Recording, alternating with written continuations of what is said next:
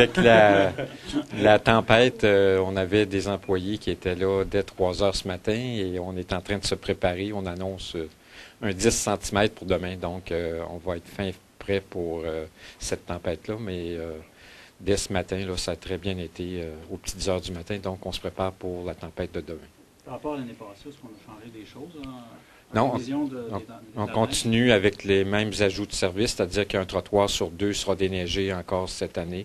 Et c'est le même programme, mais l'année passée, il n'y a pas eu beaucoup de neige. Est-ce que ça sera un hiver comme ça? Je ne sais pas. Mais s'il n'y a plus de neige, ça nous permettra de tester ce qu'on avait mis en place l'année dernière. Il y a une résolution qui a passé, Candance, là, vous avez dédommagé cet organisme-là à cause du Palais des Congrès. Est-ce qu'il y a d'autres organismes qui vont être dédommagés ou qui demandent à l'être? Bien, les organismes qui avaient à le faire l'ont déjà fait. Je ne peux pas vous dire combien se sont prévalus de ça, mais on avait identifié un budget de 65 000 $. Donc, c'est traité à l'intérieur de cette enveloppe-là. Il y a sûrement eu d'autres organismes qu'on a dédommagés, mais ça rentre dans l'enveloppe du 65 000 $ qui a été identifié. Qu'est-ce qui se passe là, avec le Palais là, au Québec? Est-ce que quand ils vous donnent là, un plan, est-ce qu'il y a des projets qui s'en viennent de rénovation pour la prochaine année? Là? On est en train de négocier avec le gouvernement du Québec. On a mis en place, il y a un employé qui est là pour aider, pour faire la transition, qui va être là pour les 3 prochains mois encore. Donc, ça va assez bien, ce qu'on me dit. J'ai pas rien entendu parler du Salon du Livre. Je sais qu'il y a des personnes à la SIC, à la Société immobilière du Québec, qui ont été identifiées pour convenir avec le Salon du Livre d'une entente. Donc, ça va très bien. Nous, on a presque terminé nos négociations, mais l'administration m'est pas revenue. Mais je sais qu'on est en train de terminer nos négociations présentement. Cet employé-là négocie directement avec Québec, avec les élus? Bien, il est prêté pour assurer le suivi, puis il connaît un petit peu tout ce qui s'en venait comme événement, puis il fait la transition entre les deux paliers. Est-ce qu'il y a beaucoup de locations jusqu'à maintenant, vu que c'est réglé avec le Palais des Congrès? Je ne sais pas si au gouvernement du Québec qui pourrait répondre à ça, mais ça semble bien aller. Puis il semblerait qu'ils vont faire des travaux dès l'année prochaine. Donc, ça va assez bien, je pense. Maintenant que le Palais n'est plus votre responsabilité, la Ville va se tourner maintenant vers le fameux centre de foire qu'on parlait tout le temps? Non, ça, c'est un dossier qui ne sera pas dans les planches là, pour les prochaines années. Je pense pas qu'on va aller vers ça. La décision de maintenir le Palais des Congrès par le gouvernement du Québec, c'est ça la décision qui a été prise et on va aller avec ça. Mais la Chambre de commerce semblait dire que ça en prenait un centre de foire, même si on avait un centre des congrès. En tout cas, c'est pas pour les priorités. On va laisser le gouvernement aller avec son Palais des Congrès, faire les rénovations nécessaires, puis on s'ajustera par après, mais c'est pas pour la prochaine année, certainement pas. La voie réservée, quand est-ce que vous allez en débattre ici? Ça devrait être dans les prochaines semaines. C'est une résolution qui part c'est une résolution de la STO et qui a été amenée aux membres du conseil municipal. Donc, on devra en débattre dans les prochaines semaines.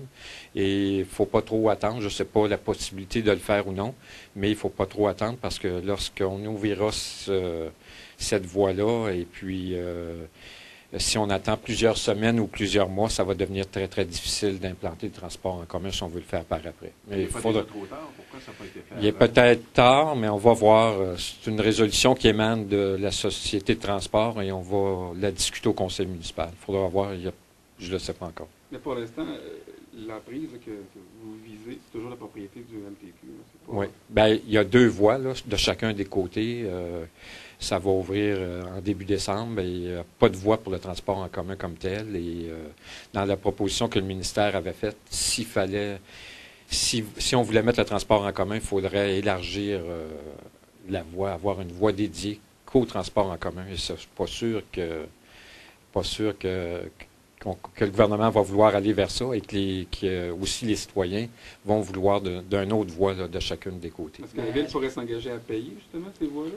Non, il n'y a pas eu de discussion dans ce sens-là. Ce qu'on veut, la résolution qui est demandée là, c'est de prendre une des 2 voies pour faire une voie réservée là, dans peut-être le matin et le soir en revenant.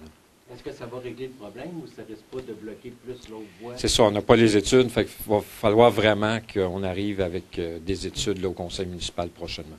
Donc, dans 2 semaines, c'est impossible. Dans 2 semaines, non. Je pense pas qu'on y arrive avant l'ouverture, là. Donc, ça va ouvrir, puis avec les plans qui avaient été prévus. On verra après, là, après les fêtes, qu'est-ce qu'on va faire avec ça.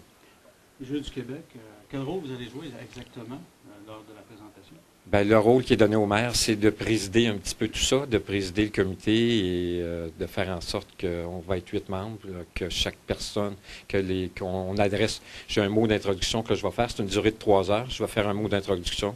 Je vais faire une partie de la conclusion. Je vais répondre aussi aux questions plus d'ordre politique et chacun s'est préparé, a lu le gros cahier et chacune des 8 personnes-là peut répondre à n'importe quelle question. Et c'est sûr qu'on a une personne, par exemple, la Société de transport, qui va répondre plus aux questions de transport. Et M. Labine, ça sera peut-être plus les questions budgétaires, les questions là, d'activité de mobilisation qui s'est tenue dans la ville de Gatineau. Chacun va avoir ses questions.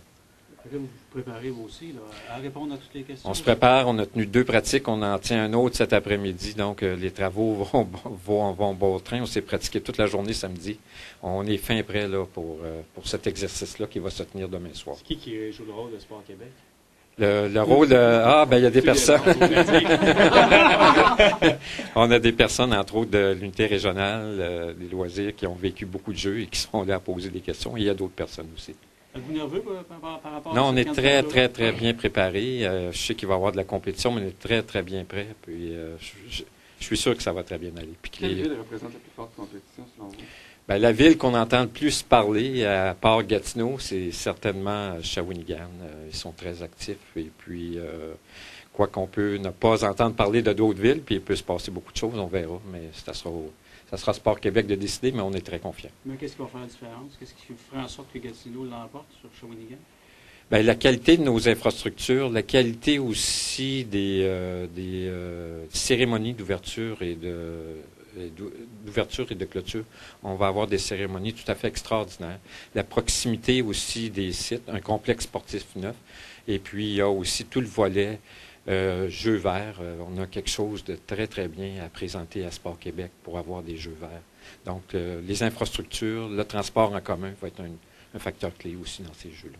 Il va y avoir des feux d'artifice dans les cérémonies? Parce que c'est Il devrait, vous connaissez M. Claude Hamelin, il contribue pour l'ordre de 300 000 $. C'est quelque chose vraiment, je suis très, très confiant. C'est un grand, grand plus pour Gatineau, les cérémonies d'ouverture et de fermeture. Et ça se fait en plein centre-ville au lac Lemay. C'est la même chose pour le ski nautique. On a eu une permission de faire le ski nautique en plein centre-ville au lac Lemay. Donc, on est très, très confiant. La formation de Mme Poirier là, à Montréal qu'il va suivre, ça va donner quoi à la ville, ça? Ça, je ne peux pas vous dire, je ne l'ai pas regardé. Chaque élu a la possibilité de s'inscrire à des ateliers de formation. Tout le monde, en fait, tout le monde y va, mais je n'ai pas regardé le contenu. Mais... Le sens politique, c'est donné par Michel Poirier, puis ça coûte 2200 $. OK. Ça dit quelque chose? Je ne commenterai pas ça. Je ne connais pas Mme Michel Poirier. Là. Je ne peux pas vous dire. Je ne commenterai pas ça ce matin.